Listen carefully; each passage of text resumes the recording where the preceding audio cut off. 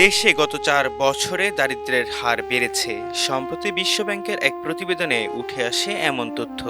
সংস্থাটির অনুমিত হিসাব ২০২৫ সালে দারিদ্র্যের হার হতে পারে ২১% কিছু বেশি। দেশে দরিদ্র মানুষের সংখ্যা দাঁড়িয়েছে ৩,৬০,০০,০০০। মঙ্গলবার রাজধানীর একটি হোটেলে প্রতিবেদনটি প্রকাশ করা হয়। অনুষ্ঠানটি আয়োজন করে বিশ্বব্যাংক ও বেসরকারি গবেষণা প্রতিষ্ঠান পলিসি রিসার্চ ইনস্টিটিউট তথা পিআরআই। পিপিআরসি ও দারিদ্র্য হার নিয়ে গত আগস্টে জরিপ প্রতিবেদন প্রকাশ করে। সেখানে বলা হয় ২০২৫ সালে দেশের সার্বিক দারিদ্র্য বেড়ে ২৭.৯৩% হয়েছে। বিশ্বব্যাংকের প্রতিবেদন অনুসারে বর্তমানে মাসিক মাথাপিছু আয় ২,৭৫০ টাকা হলে নিম্ন দারিদ্র্য সীমা এবং ৩,৮৩২ টাকা হলে মোট দারিদ্র্য সীমা ধরা হয়। প্রতিবেদনে দারিদ্র্য বৃদ্ধির কারণ হিসেবে মোটা দাগে যথেষ্ট কর্মসংস্থান সৃষ্টি না হওয়া, চাকরি হারানো, উচ্চ মূল্যস্ফীতি, মজুরি সেভাবে বৃদ্ধি না পাওয়া ইত্যাদিকে দায়ী করা হয়েছে। সংস্থাটি বলছে ২০২৩ থেকে ২০২৪ সালের মধ্যে ২০ লাখ কর্মসংস্থান কম হয়েছে। ২০২৫ সালে আরও ৮ লাখ কর্মসংস্থান কম হওয়ার আশঙ্কা রয়েছে।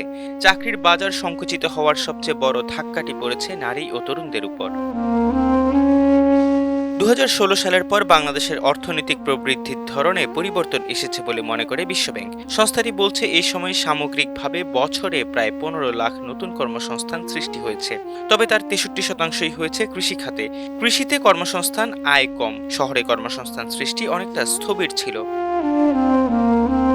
বিশ্বব্যাংকের প্রতিবেদন অনুসারে সরকারের সামাজিক সুরক্ষা কর্মসূচির সুবিধা গরিবদের চেয়ে ধনীরা বেশি পায়। বিশ্বব্যাংক বলছে জলবায়ু পরিবর্তনজনিত ঝুঁকি বাংলাদেশের দারিদ্র্য ও আঞ্চলিক বৈষম্য কমানোর ক্ষেত্রে অর্জিত সাফল্য হুমকির মুখে ফেলতে পারে। জলবায়ু পরিবর্তন ২০৫০ সাল নাগাদ ১,৩০,০০,০০০ মানুষকে বাস্তুচ্যুত করতে পারে, কৃষিখাতে জিডিপির ১/৩ পর্যন্ত কমিয়ে দিতে পারে।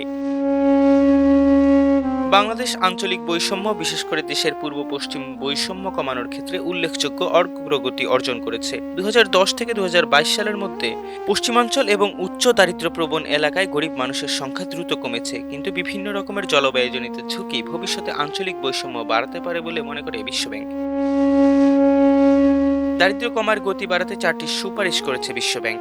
এতে উৎপাদনশীল খাতে কর্মসংস্থানের ভিত্তি মজবুত করা, দরিদ্র ও ঝুঁকিপূর্ণ জনগোষ্ঠীর জন্য শোভন কর্মসংস্থানের সুযোগ বিস্তৃত করা, গ্রামের দরিদ্রদের জন্য কার্যকর বাজার ব্যবস্থা গড়ে তোলা এবং সমতা ভিত্তিক ও দক্ষ রাজস্ব নীতির মাধ্যমে ঘুরে দাঁড়ানোর ক্ষমতা বৃদ্ধির প্রতি জোর দেওয়া হয়।